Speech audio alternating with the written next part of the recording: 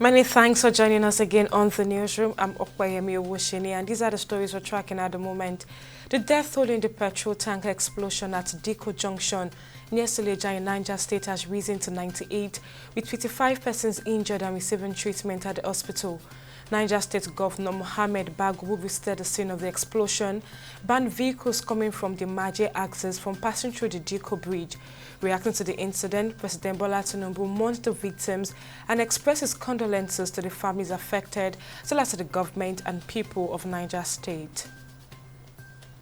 And the chairman of Honeywell Group, Oba Otudeko, and the former managing director of First Bank, Olabisi Onosoya, were absent at the Federal High Court, Lagos, on Monday for their arraignment on a 13-count charge of allegedly obtaining the sum of 12.3 billion naira from First Bank.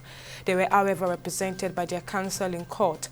The counsel to Oba Otudeko, Bode Olanekpekun, told Justice Aneke that he was appearing in protest as the charge had not been served on his client and the other defendants in the case.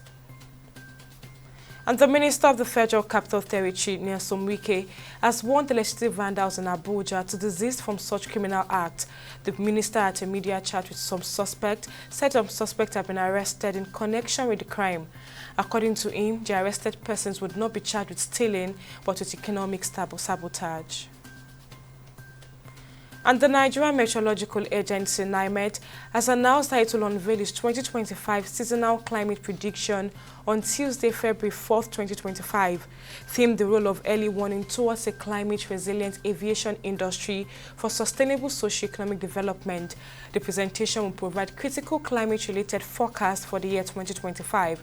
The event will also include the launch of a summary document for policymakers and translation of the SCP into 3 major Nigerian languages, as well as a report on the state of the climate in Nigeria. And on business, Justice Inyang Eko of the Federal High Court, Abuja, has adjourned a suit filed by Dangote Petroleum Refinery and Petrochemicals over a bid to stop issuance of oil import licenses to some oil marketing companies to January 30th for hearing. The matter, which was scheduled for hearing, could not proceed due to the delay by Dangote Refinery to serve its amended originating summons on the defendant.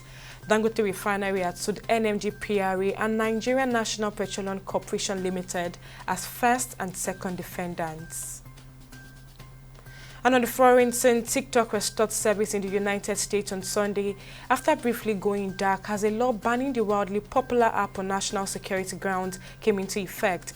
Tik Tok credited President-elect Donald Trump, who retakes power, for making the reversal possible, though the outgoing administration of President Joe Biden had earlier said it would not enforce any ban. The video sharing app had shut down in the United States late on Saturday as a deadline for its Chinese owners to sell its U.S. subsidiary to non-Chinese buyers loomed. And finally, on sport, Real Madrid President Florentino Perez was re-elected with a mandate until 2029 on Sunday after running for the position unopposed. Madrid announced the news after a 4-1 thrashing of Las Palmas helped them move top of La Liga. Perez has now faced opposition in 4 elections since returning to the club in 2009 for his second spell at the helm. And those are the stories making the round from our newsroom at this time. We'll update you at 6 p.m.